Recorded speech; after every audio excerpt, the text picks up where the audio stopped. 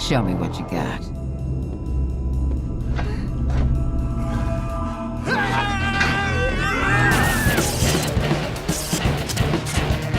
Suicide Squad Kill the Justice League is an extension of the Arkhamverse, and it's really about now reframing the story and telling it from the villain's point of view. Where are we going, and who are we killing? It's a mixture of lots of the things I hope the fans like about Rocksteady, but like a whole massive chunk of new stuff that they've never seen before. We've always seen Batman's perspective on this world, and we thought it'd be really fun and enjoyable to see this universe, but through the eyes of the villains. We're picking up the story 5 years after the end of Arkham Knight, and a lot's changed in that time. Just checking. We're all seeing that thing, right? Brainiac has invaded Earth, and he's this huge threat overlooking Metropolis. He's taken over Metropolis City. The Justice League are there to try and save the city, but Brainiac has captured and brainwashed them and turned them against the very people they've been sworn to protect. Oh, fuck, it's Superman!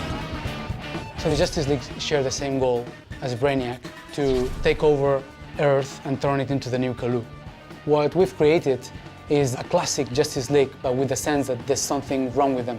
They are now doing Brainiac's bidding, and Amanda Waller scrambles to try to remedy this and essentially save the Earth. And she recruits 4 lovable characters into fighting the Justice League in an effort to reclaim the Earth and thwart Brainiac's plans. Your new mission is to kill the Justice League. The members of the Suicide Squad are Harley Quinn, Captain Boomerang, Deadshot, and King Shark. Harley Quinn is definitely the most acrobatic of the crew. She's always moving, she's always flying through the air in kind of barely controlled ways.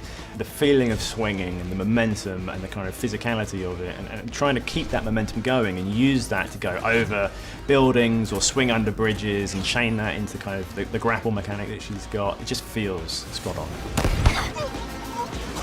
I'm a frickin' superstar. Deadshot has the iconic Deadshot look, but with a Rocksteady twist. He's got a real swagger to him, and in this game he can also hover with his jetpack. He's super precise, he uses sniper rifles, assault rifles and pistols, and they all fit with his sort of the fantasy of playing as Deadshot as this master assassin. Are you on Team Waller, or Team Get the Hell Out of This Mess?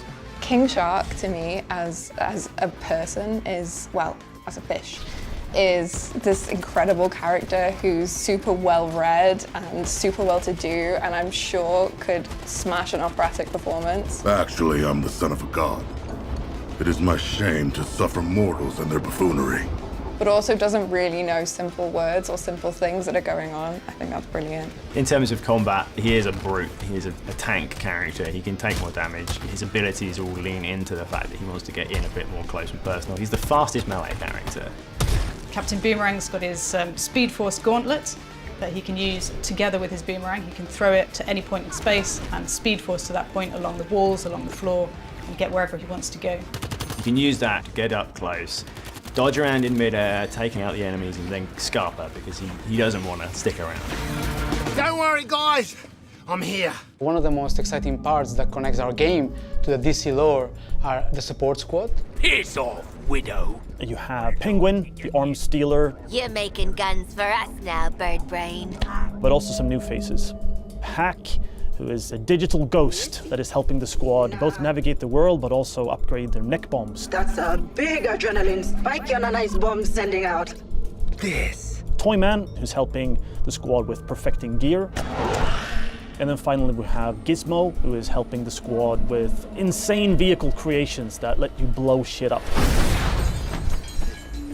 Metropolis is your playground. You're going to get to meet different characters, different villains, and you really get to see these cool, iconic locations. Being the city of tomorrow kind of like meant stark contrast with Gotham City, which is very dirty, it's always raining. And that contrast with like a city that's very grand, it's very clean, it's very functional.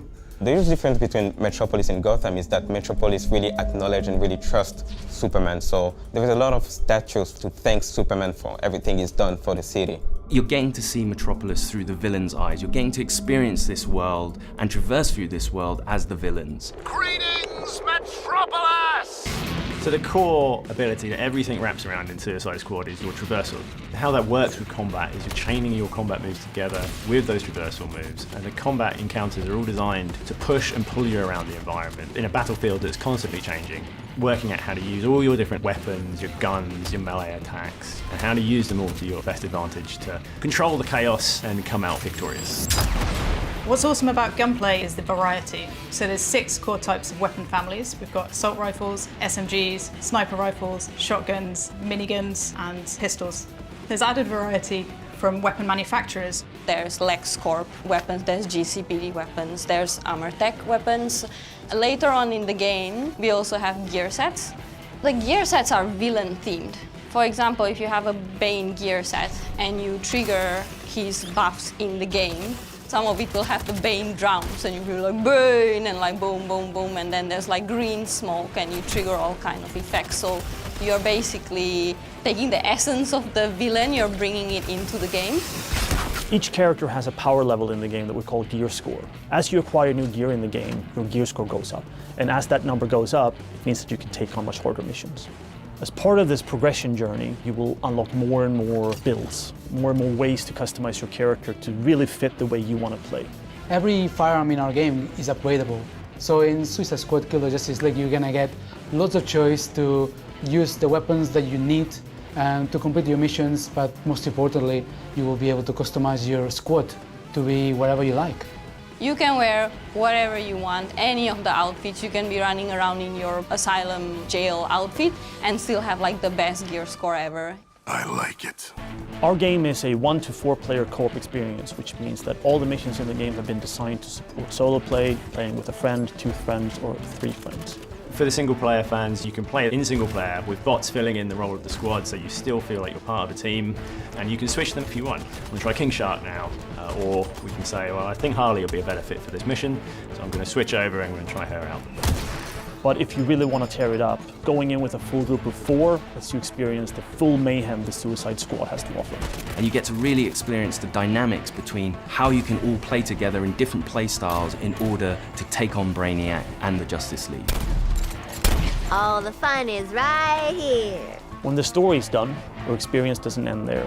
Rocksteady will continue its legacy of supporting the game after it's launched. We're going to deliver lots of new content to our players. We're going to have new playable characters, new weapons, and new missions. For players who like to customize their looks, we'll offer a battle pass that only contains cosmetic items.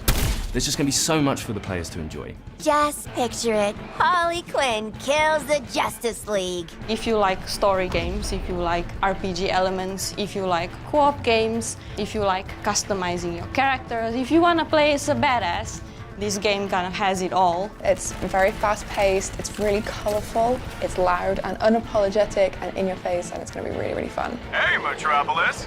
Do you like live executions? Well, don't touch that dial, or I'll break your fingers.